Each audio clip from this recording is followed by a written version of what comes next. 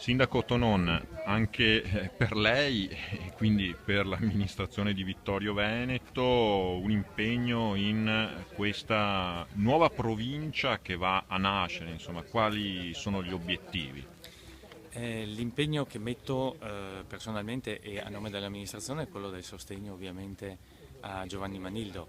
E, seguendo lo spirito del Rio, eh, la candidatura di Giovanni Manildo rappresenta la candidatura istituzionale. A questo aggiungiamo anche le sue doti personali, quindi quel plus che speriamo faccia in modo che Giovanni Manildo, con la compagine che lo appoggia, cioè la lista degli amministratori del PD per Giovanni Manildo e gli amici della lista civica per Giovanni Manildo, portino a un risultato di dare un governo stabile a questa nostra provincia, viste anche le necessità di coordinamento di cui soffrono oggi, mancanza di coordinamento di cui soffrono oggi i comuni e che invece sarebbe sommamente necessario per coordinare l'azione amministrativa di tutta la provincia.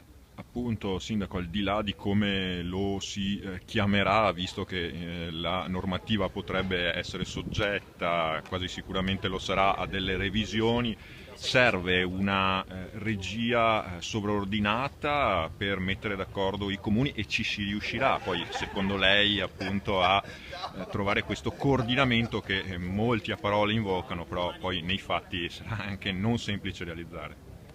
Non è facile da realizzare, noi nel piccolo, diciamo nel Vittorio Ebrese, abbiamo cominciato a farlo con l'Unione Montana e associando alcuni servizi con altri comuni. In scala molto più grande deve e può essere fatto a livello provinciale. Giovanni Manildo ha le capacità, le competenze e l'esperienza ormai anche per poterlo fare.